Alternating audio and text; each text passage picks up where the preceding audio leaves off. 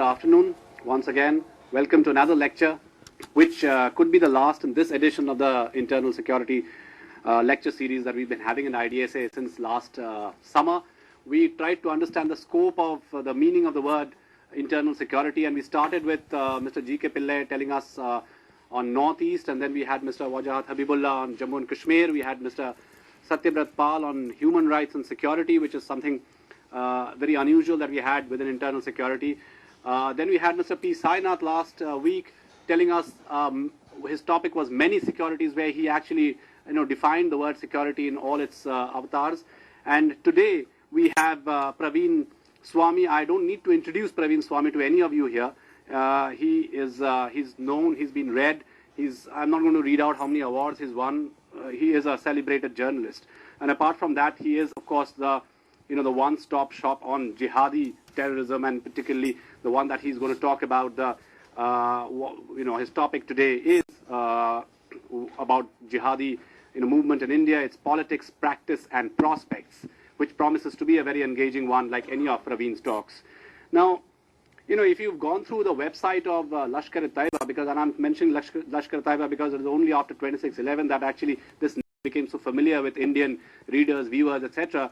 And we associate terrorism, jihadi terrorism, Islamist terrorism, the one that I was discussing, trying to understand with Ashok and Sumita just now in India. If you go to their website, you'll understand they actually write that from Andalusia, which is Spain, to Switzerland, to France, 90 kilometers from Paris, to India, and in India they talk about Kashmir, Hyderabad, Assam, then they talk about Burma, Bhutan. All these areas, which is half the world actually, was the Muslim empire, and they feel that they need to get these areas back from unbelievers. This is what they call the unbelievers, and they believe that they lost these areas to the unbelievers because the Muslims had given up jihad. Now, if you read Praveen's book, I think what he talks about in India, at least, though we try and understand, in India, this entire form of terrorism, this violence started post 88-90, but I think he takes us back to actually 1947, and he says that in Jammu and Kashmir, they actually all started post-partition. So, Praveen Swami. Thank you so much for that very generous introduction, possibly excessive. So, first of all, please accept my apologies for being late. The Delhi police had decided that Africa Avenue is a very dangerous place today, and there was a huge traffic jam for some reason. I'm very glad also that I'm speaking after P. Sainath, my colleague, because Sainath probably talked to you about things that are actually important. Terrorism isn't. This sounds like a strange thing to say at the beginning of a talk about jihadi terrorism, but in terms of the numbers of people killed or the damage terrorism actually inflicts on material terms, it's quite trivial. Last year we lost some 4,000 people to terrorist acts of all kind across the country, probably a few crores in property lost. We lost 100,000 people to traffic accidents. We lost near an equal number to industrial accidents of various kinds. A single flood claims magnitudes of the numbers of people killed in any kind of terrorist operation. Why is it then that we worry about this thing at all? Why do we even talk about it? I'd argue that it's actually because violence of any kind, political violence, isn't about the act of violence itself. The Lashkar-e-Taiba or the Jaish-e-Mohammed or other terrorist groups understand perfectly well that blowing up things doesn't actually change anything in any fundamental way. They're not stupid enough to believe the Lashkar-e-Taiba that by coming and shooting 200 people in Mumbai, the Indian economy is going to collapse, or that foreign investment will run away because 2 bombs go off in the stock exchange. They, like us, have learnt from historical experience and understand that what's really important about terrorism is that it's a form of theatrical performance. It's an extreme way of projecting an ideology, a cause, a purpose, of showing to an audience of believers that here are a serious core of people who are committed to a cause, who have certain objectives, and who use the act of violence to illustrate, to demonstrate their commitment to this particular cause. In my talk today, what I'd actually like to do is to talk a little bit about this cause itself, to place it in some kind of historical context.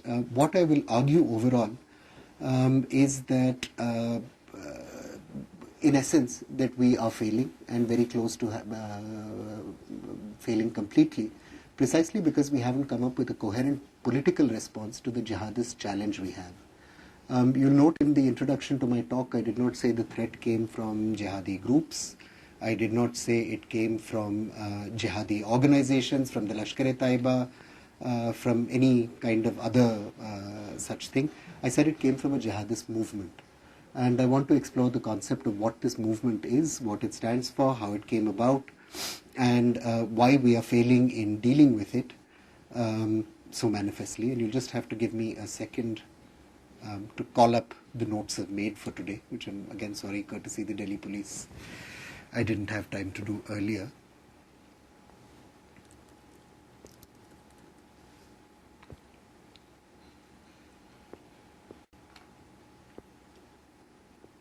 Just a second.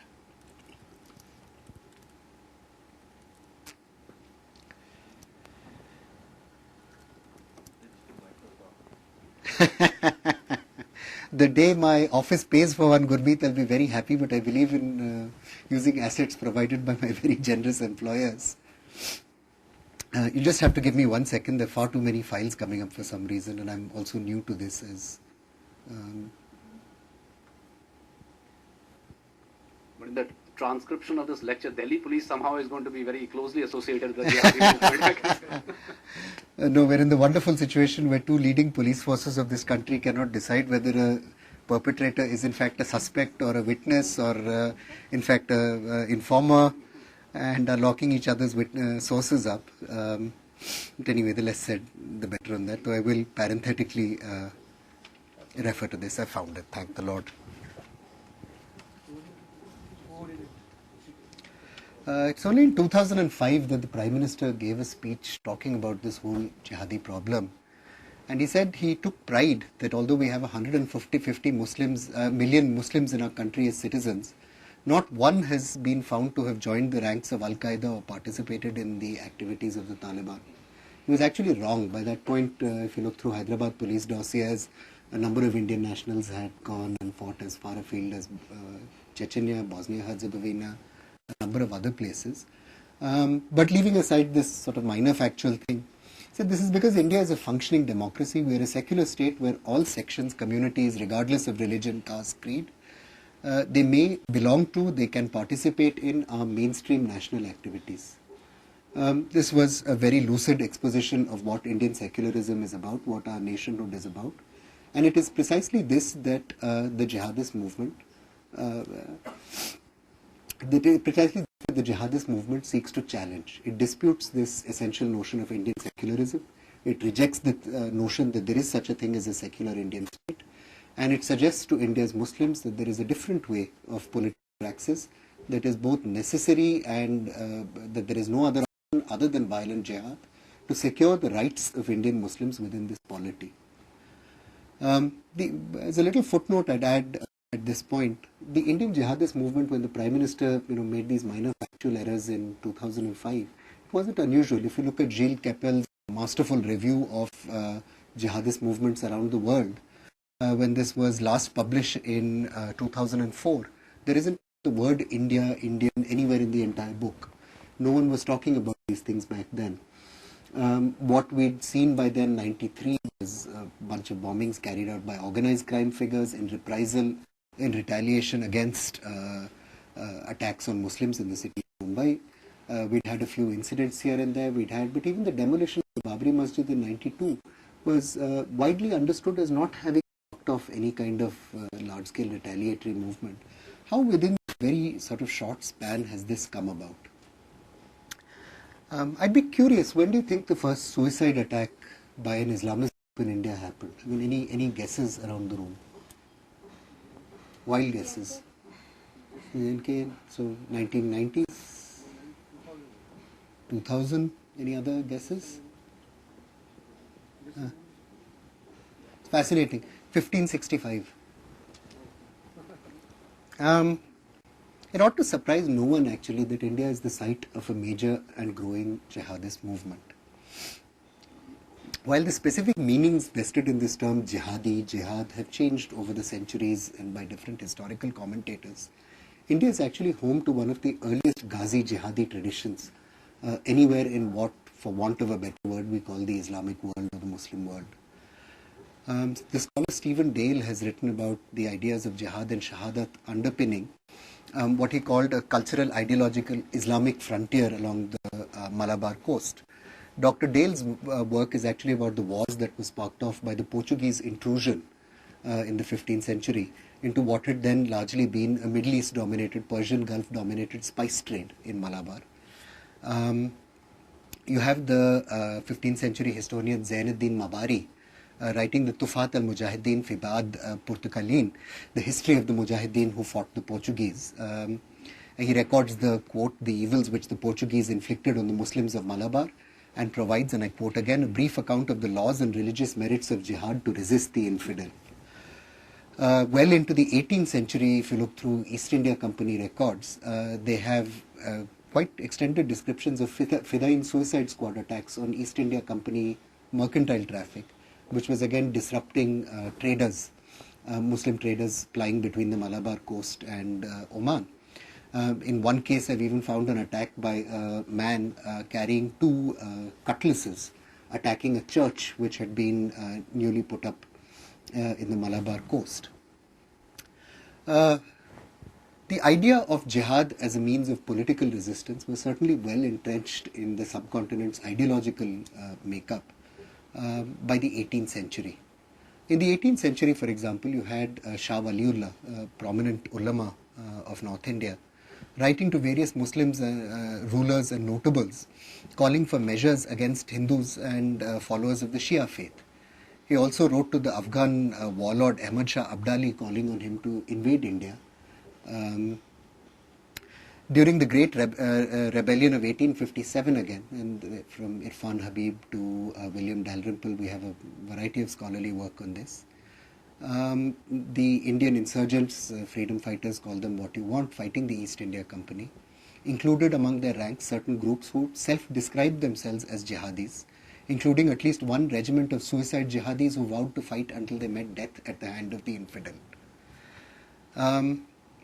We should be a little careful here of not reading into this what we today describe as a modern jihad. But it's important also to remember that today's jihadis place themselves in a context, in a historical context that dates back many centuries.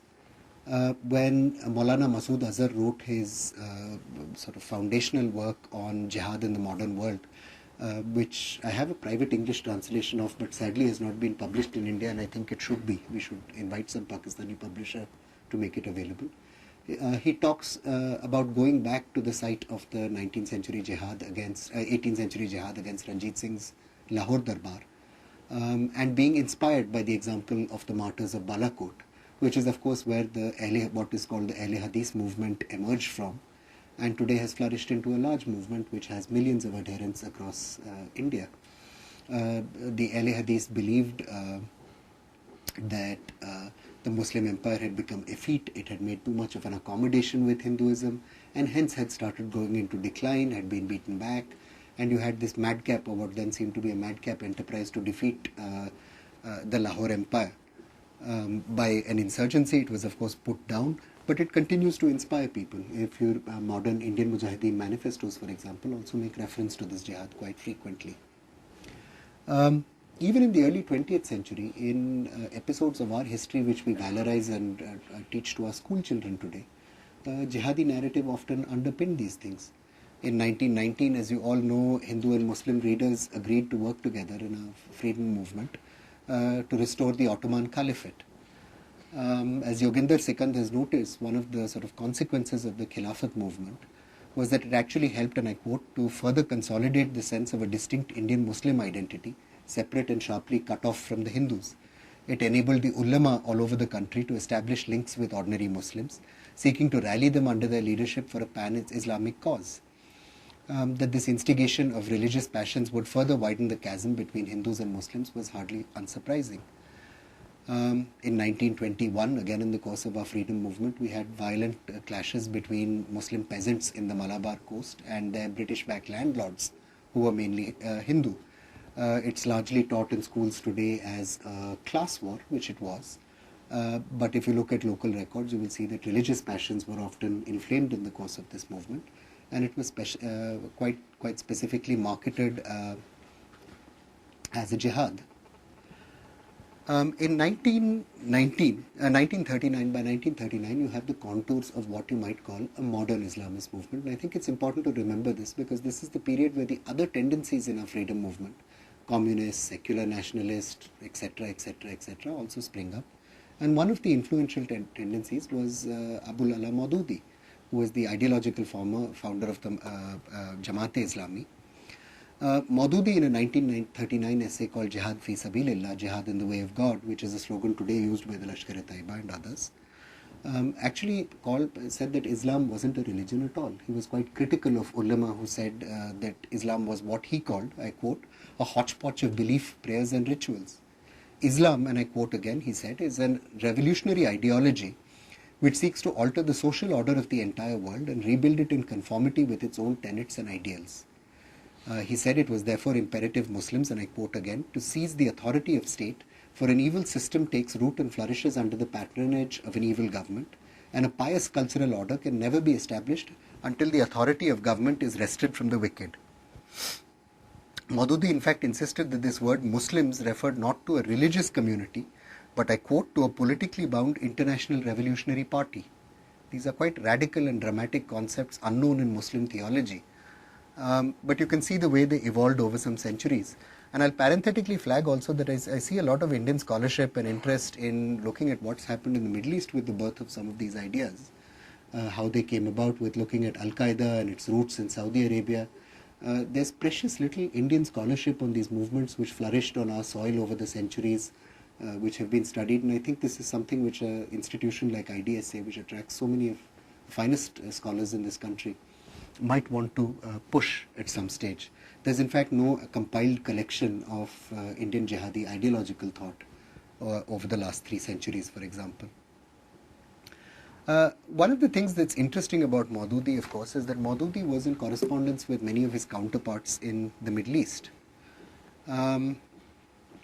Sayyid Qutb, who was the founder, one of the co-founders of the Muslim Brotherhood, eventually hanged for acts of terrorism in Egypt, including his role in the assassination attempt, acknowledged his debt to Maududi literally. Qutb's book Milestones, which is very widely quoted in modern Jihadi literature, has verbatim passage after passage lifted from Jihad fi Sabilillah. The Palestinian jihadist Abdullah Azzam, Osama bin Laden's ideological mentor and co-founder, was also a co-founder of the Lashkar-e-Taiba.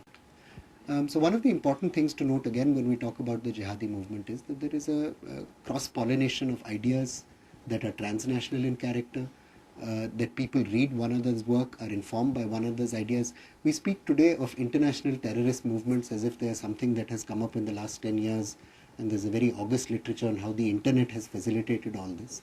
It's been going on for 2.5 centuries now. It is not really very new. If you consider, for example, Abdullah Azzam's thoughts on what a jihadist movement should do, they almost borrow word from Kishle's introduction on what the Lashkar-e-Taiba said on its website. I'm reading from Azzam. He says it is incumbent on the Islamic State to send out groups of Mujahideen to their neighboring infidel state. They should present Islam to the leader and his nation. If they refuse to accept Islam, jizya will be imposed on them and they will become subjects of the Islamic State. If they refuse this second option, the third course of action is jihad to bring the infidel state under Islamic domination. Now when Azzam wrote about this, he was thinking of Israel, of course, and what the Arab states around it, in his view, ought to do.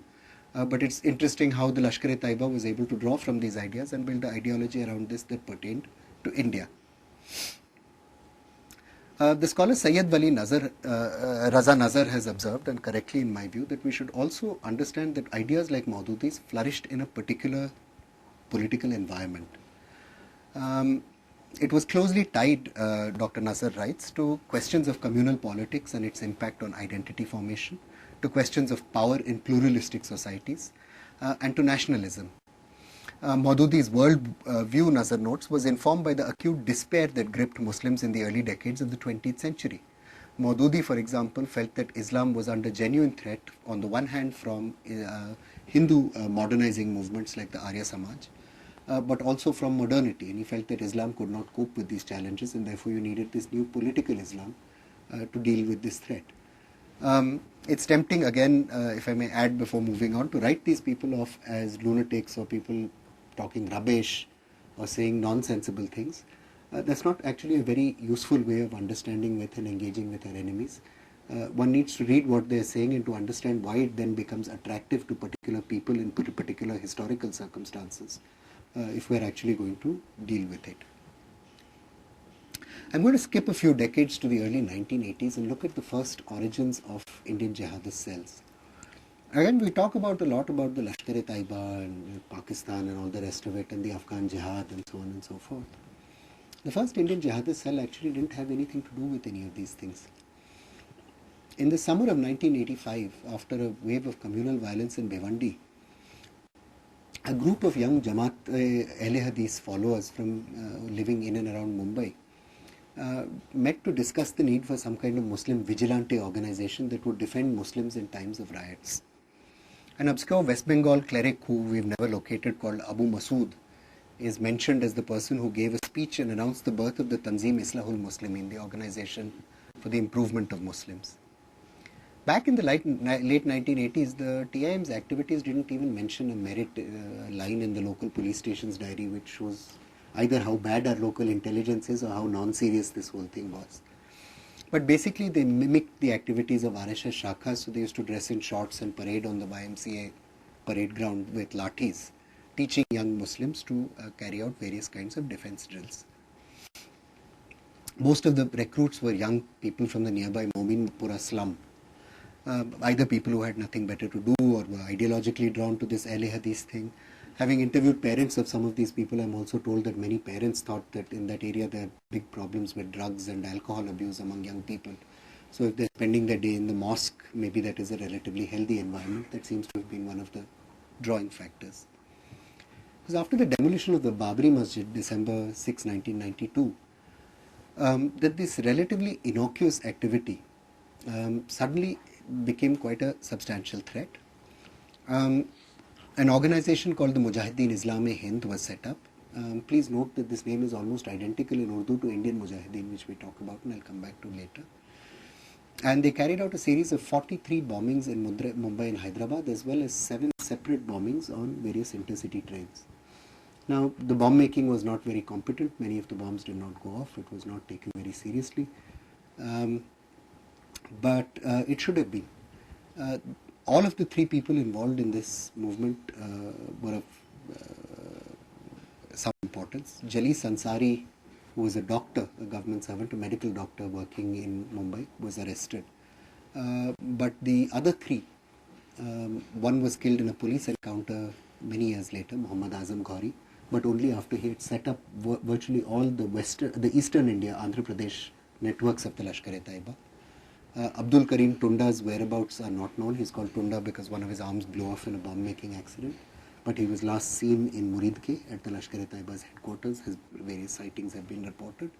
And Mohammad Tufail Hussaini from Bihar, we do not know where he is or what he is doing or anything. It's been many, many years now. But we can see from the start that this idea of a homegrown jihad, which again we are saying something suddenly new, supposedly that we are confronted with. 2005, 2006, the Prime Minister was quite surprised by all of this, is quite old. Eventually, all of these 3 people, through networks that we're not really very certain about, Indian investigators have never really found out, but is suspected to have been done through various organized crime networks, reached out to the Lashkar-e-Taiba. Almost every major Islamist cell that has since come up in the country can, in some sort of teacher-student mode, trace their genesis back to these 3 or 4 people on the Young Men's Christian Association ground in Mumbai. If you look at Ehtesham Siddiqui, who carried out some bombings in Mumbai in 2006, Simi's General Secretary in Maharashtra, Muhammad Shahabuddin, who is now being tried for his role in the Bangalore bombing, Uttar Pradesh attack, a number of other people. Raziuddin Nasir, who's being tried for trying to shoot up Israeli tourists in Goa. All of these people were connected originally to one of these or these other kinds of people. The really significant threat, though, that emerged in this period wasn't actually these little terror cells and networks which engaged the energies of our intelligence and police services. Something far, far larger was going on, which was the emergence of a genuine ideological infrastructure for the Islamist movement in India it had never had. Simi's genesis, as many of you know, the Students' Islamic Movement of India's genesis, lies with the Jamaat-e-Islami, which is South Asia and possibly the world's largest Islamist movement. It was established by Maududi, whose ideas I introduced you to a little while earlier. In post-partition India, the Jamaat-e-Islami went in a fundamentally different direction to the Jamaat-e-Islami anywhere else. By the 70s, because of communal riots and so on and so forth, and realizing the backwardness of the Muslim community in the country, the Jamaat-e-Islami started firstly embracing electoral democracy, which the Jamaat-e-Islami in Pakistan had at that point historically opposed. And the second thing they did was even more fateful. They started making tactical political alliances with various other groups. There were plenty of people in Simi who were quite unhappy about this direction. They saw it as a betrayal of Maududi's ideas. But the arguments in favor of the pluralization or the opening up of the Jamaat-e-Islami eventually won out on purely pragmatic grounds, because it became clear that a party devoted to the creation of an Islamic state was profoundly unlikely to have any political influence in a country like India. After the emergency, the Jamaat-e-Islami, like many others, sensed that there was real opportunity, political opportunity. A vacuum had sprung up. Muslims were, for the first time in Indian history, alienated from the Congress.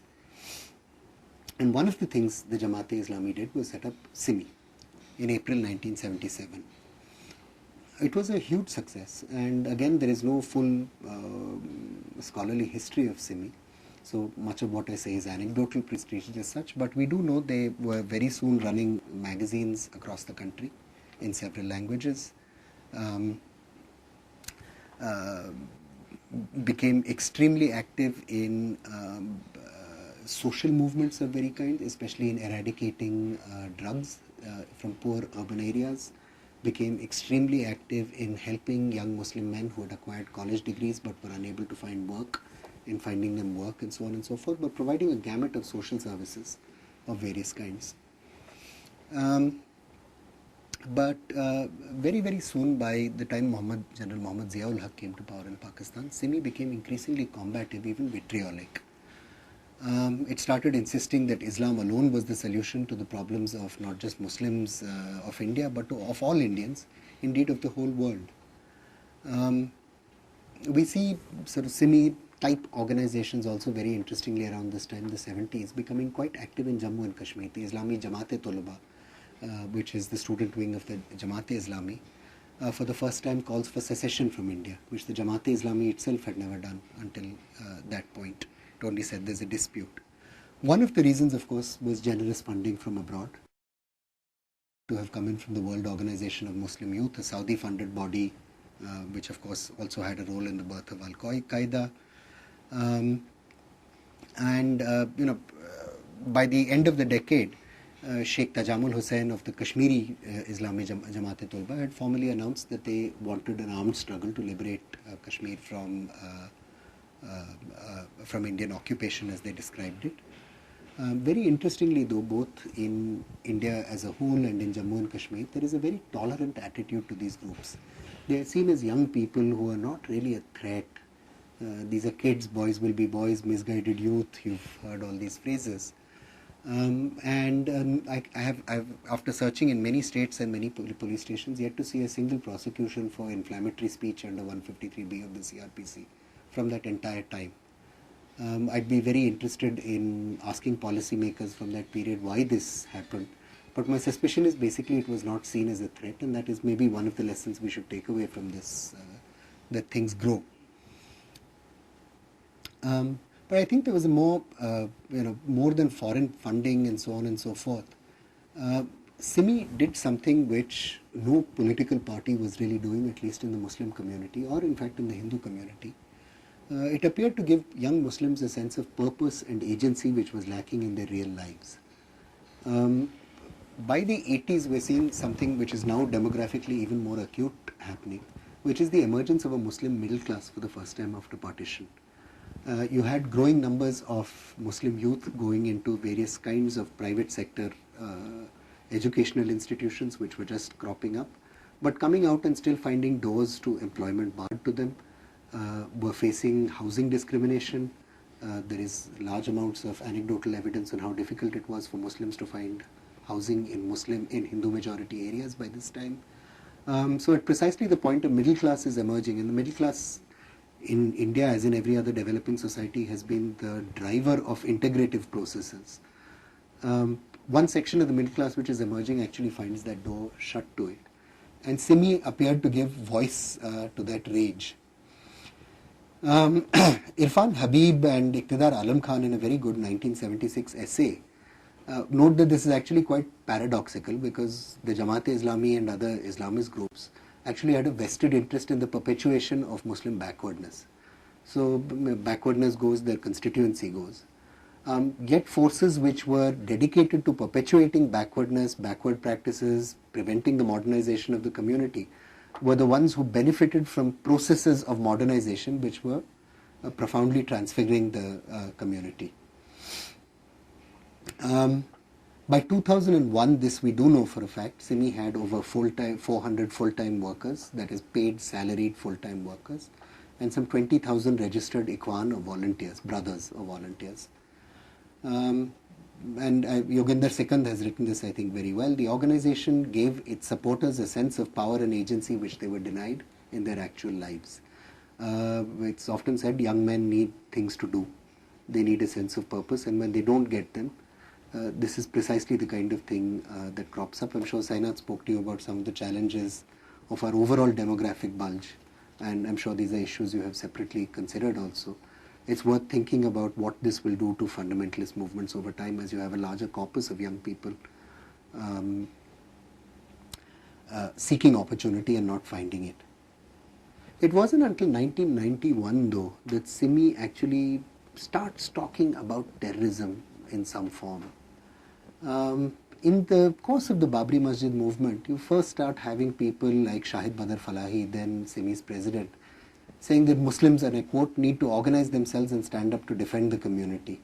You had another Simi leader, Abdul Aziz Salafi, demanding action to show that Muslims would now refuse to sit low. But there's no actual evidence of any organizational work towards preparing for an armed struggle, insurgency, terrorism and so on. This is political mobilization and polemic largely. After the demolition of the Babri Masjid, though, you first start getting a flow of people actually actively seeking to join some jihadi tanzeem or the other. You have, as I pointed out in '93, first anniversary of the demolition of the Babri Masjid, these bombings the Mumbai group, the Mominpura group carries out. From '95, '96, you have Simi posters coming up saying that since democracy has failed, the sole option to struggle is to struggle for a caliphate through jihad. There were posters put up calling on Muslims to follow the path of Mahmud Ghaznavi and destroy temples in retaliation. And by the time of 1999 Simi Aurangabad Convention, it's still a legal organization at that point. Many of the speeches were quite openly inflammatory. We had Muhammad Amir Shakil Ahmad, who is now in jail being tried for smuggling in explosives and assault rifles for an attack on Gujarat in 2005. He delivered a speech there which I heard. He said, Islam is our nation, not India. We had a number of other speeches, and one of the people who was sitting over there and by some anecdotal accounts was offered office bearer's role in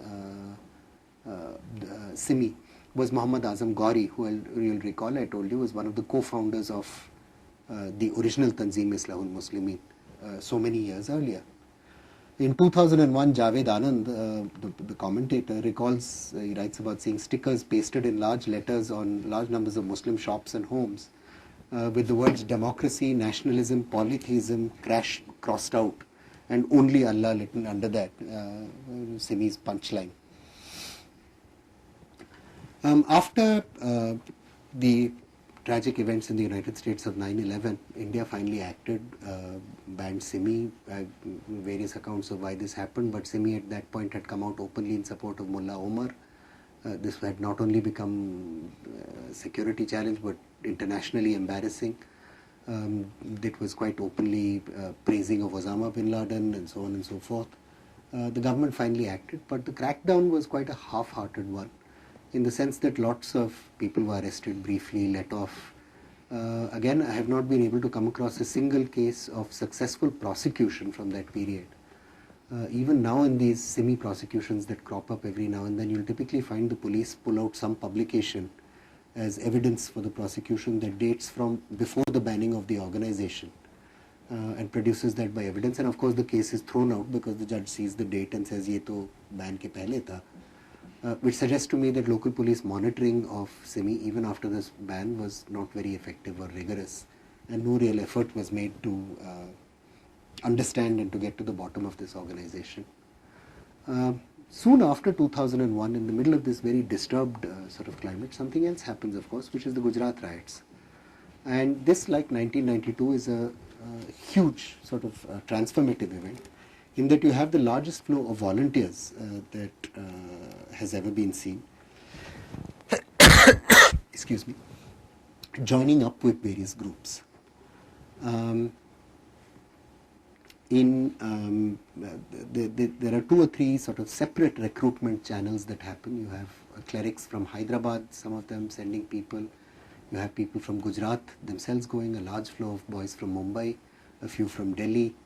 And most of them seem to, the travel itself seems to be, the recruitment is from the SIMI network. The travel is paid for by various kinds of organized crime figures. People go and train in camps run by the Lashkar-e-Taiba, but not only by the Lashkar-e-Taiba, also the Harkat-ul-Jihad Islami, by the Jaish-e-Mohammed. These Pakistani Jihadi organizations seem then to function as providers of infrastructure, providers of resources, rather than actually as implementing organizations. And please bear that in mind for the next section of my talk. In 2004, we now know, was also when the first meetings of what we call the Indian Mujahideen are held. Many of young men who were once part of SIMI but broke away because they felt SIMI is only talk, it's not doing anything, we need a more active jihadi response, gather on a beach in a very beautiful town called Bhatkal, on a beach called Jolly Beach. It's a lovely place. You must visit it with your family one day if you have the chance. It's one of the nicest beaches in this country, very clean. They meet over there and they do archery and they do races and various kinds of sport, and also discuss going abroad to train and what they need to do to launch a jihadist campaign within the country. Well, who were these people we call the Indian Mujahideen? The first thing to remember is that there is no organization called the Indian Mujahideen. This is a term that was used in one of their manifestos, which the email manifestos they used to release after attacks, saying that we are Indian Mujahideen, we are not the Lashkar-e-Taiba or some Pakistani Jihadis or anything else, which is what I, along with most people who write about these things, assumed. We are Indians. And they wanted to hammer home this point. The organization never gave itself a name. Various names we understand were considered and nothing was ever settled. And it's an interesting insight, because when we approach these things as writers about or theorists of terrorist movements, the first thing we want is a name and an organization chart and who is the boss and who is the whatever. And it's a fundamentally wrong way of trying to understand these groups. Today people say Indian Mujahideen Chief Riaz Bhatkal. If you speak to one of the perpetrators of the 2006 blast, Manzoor Peerbhoy, and ask him if Riaz Bhatkal is his chief, he gets very upset and says, "Main to usse zyada padha likha hu. I have a degree in computer sciences. He's an idiot. What do you mean he's my chief?" So we need to think a little non-linearly about these things. But anyway, in 2004, these guys sit together for the first time, and they think of a plan of action. And from 2005, starting with attacks on a train passing through Uttar Pradesh, every 3-4 months you start having a bombing campaign. It's clear to Indian intelligence from the start that Huji and the Lashkar-e-Taiba are involved in this. A lot of that comes from signals communications intelligence, because they can hear people talking and people setting up things. But the Indian side of things is never understood or talked about or really focused on. The biggest operation this group ever carry out, by their own confessional statements, videotaped confessional statements, the 2006 train serial bombings in Mumbai. We have a detailed confessional statement, number of them now which have come up, notably from Sadiq Israr Sheikh, who actually carried out the attack. It's one of the bizarre things about this country that a man claiming credibly to have done the operation is not being tried for it. Instead, several other people the Mumbai police earlier locked up and blamed for it, who are now widely acknowledged in the intelligence community not to have carried out those attacks, are being tried for attacks. They will doubtless be acquitted, and since this fellow has never been charged for it, he will go scot-free in due course. It's one of the odder things in our national security response that I personally don't understand, but sure, those of you who have been in government will have greater insight into how these things happen. Let's look at some of these guys. Let's look at Sadiq Israr Sheikh himself. 2006 bombings perpetrator. Who was he? Why did he become a terrorist? Quite interesting. Sadiq Israr Sheikh comes from a family with quite a disturbed personal background. His mother and father had a quite poor relationship. His father they lived in Cheetah Camp, which is a kind of slum in Mumbai. But his father kept kicking his mother out. And she would go and live in the village in Uttar Pradesh. Sadiq would shuttle between these two. So a disturbed personal background. In 96, Sheikh starts joins Simi, and for the first time feels part of some kind of close brotherhood of people who will assist him in difficult times. He dropped out of high school and obtained certification as an air conditioning mechanic. But despite spending money he'd been assured that would help him get some kind of proper job, he could only get odd jobs here and there, and was quite resentful. He was quite persuaded when Simi friends started telling him that this was illustrative of the conditions of Muslims in India, that no matter how hard you work and study, you can't get good opportunities. And after the 1993 communal riots in Mumbai, 92-93, he felt Simi was giving voice to his rage. He was a participant in that last Simi rally where they, after 9/11, supported Osama bin Laden and Mullah Omar. And in 2001, he stormed out of a Simi meeting shouting that all that Simi did was talk and that he was planning to do something more direct. He got in touch with a distant relative who knew some organized crime figures in Hyderabad and arranged for them for him to travel in Pakistan, where he was put in touch with other people who would eventually become the Indian Mujahideen. You have completely different kinds of people though. You have Abdul Subhan Qureshi, top guy in recent bombings in Bombay, elsewhere, who comes from a very relatively well-off Muslim family. He studied at a public school, the Anthony D'Souza School. 96, started working as a software engineer, specializing in network solutions for Wipro. Did extremely well, and also edited the Simi magazine, Islamic Movement.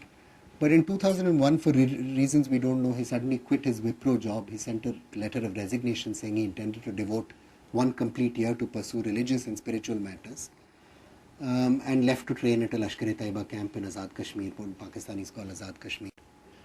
So you find people who are rich, people who are poor. The one common factor seems to be that these are people who, unlike their parents' generation, are fundamentally rejecting the political system. They are not seeking some representation through the Congress or any other party which has historically represented Muslims. They are now turning to these fringe parties and organizations to find a voice. They find the political system, the system of government, not addressing their concern. They feel alienated and cut off from their societies. And Simi, or the Islamist movement, provides exactly the voice they need. There are all kinds of people like this. There's Sarfaraz Nawaz, who played a role in the Bangalore bombings. Again, an ex-Simi worker who quit, did eminently well, went to Kochi, got a qualification from an institute in Kochi, found a job in Oman and became a fundraiser for the organization there before coming back to help carry out bombings there, bombings in Bangalore in the south. You have similar people in Hyderabad, and of course the classic story everyone tells you of is Manzoor Peer Boy, who wrote all these email manifestos and helped email them. Very successful computer professional. His father is one of the largest suppliers of wholesale fruits and dry goods to the Indian Army Southern Command. very, very successful businessman. So again, if we look for some sort of economic motivation or so on, we probably will not find it. We have to come back to politics. Anyway, in November 2007, the networks began using this phrase Indian Mujahideen and started sending out these email manifestos to various people, claiming responsibility for these attacks. Those manifestos, of course, are one of the factors which eventually lead to their arrest, or certainly the building up of a case against them. In recent attacks, these cells have been a little more clever. They are not sending email out aware of our communications intelligence capabilities.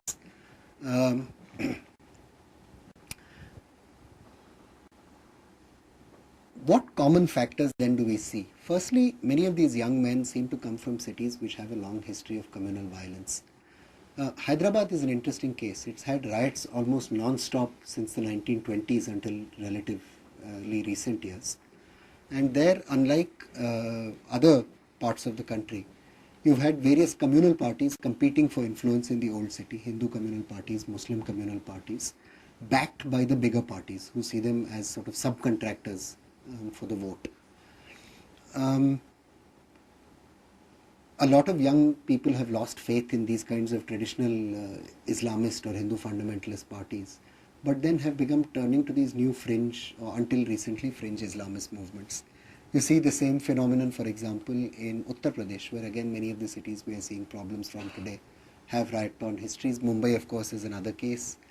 And it's important to note that these groups, some form of Islamist local groups, sprang up long before the rise of what one might call a Jihadi or terrorist group. For example, in Hyderabad, you've had an organization called Darsgah Jihad or Shahadat, which is committed to training people to protect their own chastity and honor, which is training Muslims to protect the honor and chastity of women since the mid-1980s. And it's conducted various kinds of self-defense camps. It has a website with a lot of inflammatory material on it and is perfectly legal. In Mumbai also you will find organizations. The best known and most famous case, of course, is of Dr. Zakir Naik, who has an entire television station called Peace TV. And if you read it carefully, you'll find very often its content is anything but peaceful. He's banned from visiting many countries. The UK has denied him a visa. He will be arrested on arrival in the United States. In our country, however, everything he says is completely free, legal. Nobody will touch him. In our counter-terrorism responses, one of our fundamental failures has actually been to rigorously enforce existing laws against inflammatory speech, particularly laws like 153B, against organizations like this. We've been excellent in enforcing them to stop Salman Rushdie from coming to Jaipur or MF Hussain from putting up some painting. But when it comes to organizations and groups that are actually engaging in flagrantly communal politics and creating the recruiting pool for many of these organizations, somehow we are deeply hesitant to enforce these laws. Again, those of you who have experience of government may have some thoughts on this matter. The second factor that we have failed on dismally is creating a political system that can actually address the grievances and resentments that underpin some of these things. In the last 2 decades, our party system has been, for all practical purposes, in complete decline. Very few parties are actually seeking to reach out to young people and to bring them into organized politics in any form, which means that democratic politics as a means of grievance redressal is becoming increasingly alienated from a large mass of young people who are far more educated and far more ambitious than their parents ever were. This is a fundamental challenge, particularly in taking on religious fundamentalist movements, both jihadi and of other kinds, precisely because jihadi groups are offering that sense of political engagement. This brings me back to my first point. These are not just terrorist groups, they represent a long-standing, centuries-old movement which seeks to offer answers to particular political problems that the community is facing. These fringe organizations are purporting to offer answers which mainstream parties are not today. It's interesting for me to note, looking at, say, French policing after riots they had in the last decade in the Muslim Banglas in the outskirts of the city, that one of the key elements of policy making was investing heavily in things like football clubs in these communities to give young people an outlet and something to do, a sense of competition, also some opportunity. Many recruitment programs for the lower bureaucracy were also targeted to these neighborhoods to try and give people some set of involvement in the system. We've yet to experiment with these things. Again, we love big things like this quota, that quota, so on and so forth. But when it comes to targeted action to deal with specific problems, somehow we're extremely poor. The third and biggest challenge, though, is that while we've invested God knows how many crores right now, there's no consolidated figure available at the MHA since 2611. We haven't even applied our minds to the political challenge. We've recently had the spectacle of two union ministers debating each other on an encounter in Batla House, leaving aside the rights and wrongs of the encounter. I personally believe it was an entirely legitimate one, but be as that may be. Leaving aside the rights and wrongs of that encounter, for two union ministers to be having a public debate on whether law enforcement agencies acted legally or illegally or otherwise is quite an extraordinary spectacle, because it shows that seeking to draw votes in a very localized way, depending on who your constituency is, remains more important than any overarching political response to a problem that you may face. This is a challenge not just in the case of jihadi movements, of course, but various kinds of other movements. Here it's a specific challenge for a key reason I'm going to outline.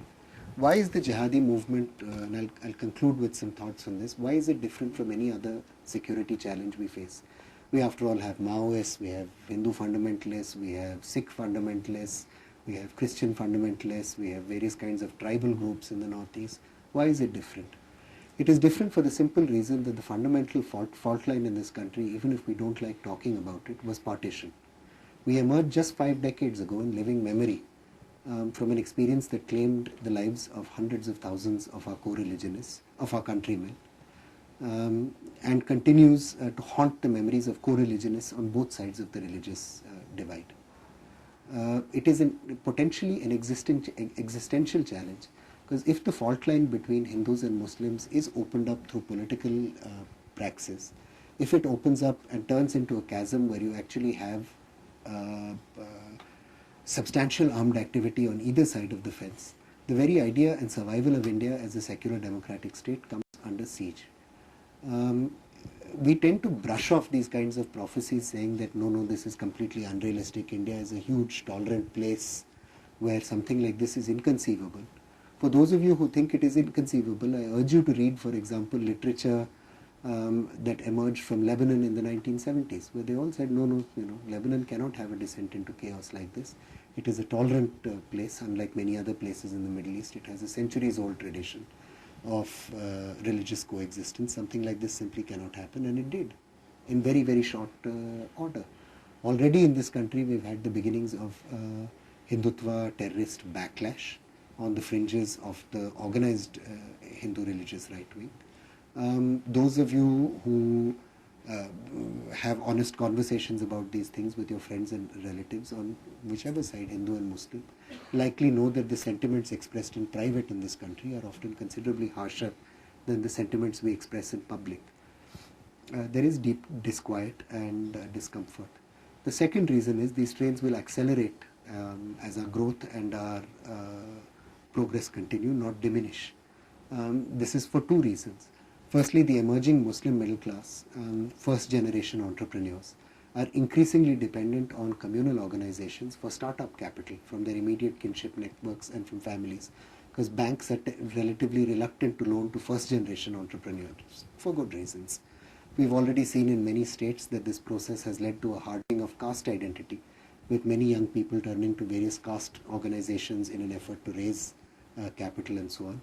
This is happening within the Muslim community and within elements of the Hindu community too. So these trends will organize. Thirdly, history teaches us that in every time of profound economic change, cultural crises have also erupted. People in uncertain times resort to primordial identities. One of those identities is religion. And in a country like ours, these primordial challenges have a long history, unfortunately, of provoking catastrophic outcomes. I'll conclude just by saying this. Since 2611, we have expended a great deal of energy and a great many words and a great amount of our national treasure on allegedly enhancing national security. We're very good at doing things like going and buying crores worth of guns or hiring tens of thousands of people to solve whatever problem it might be, whether it's malaria or national security or whatever. We're extremely poor at sitting around the table and actually having a coherent national security strategy to deal with these problems, and understanding that politics and our political process must be a part of dealing with those challenges. We need at least to have the beginnings of a serious debate on what a national response to this might be and how political parties might be incentivized to behave on these issues, to address these issues with considerably more seriousness than they have demonstrated in the last few years. Thank you. Thanks, Praveen.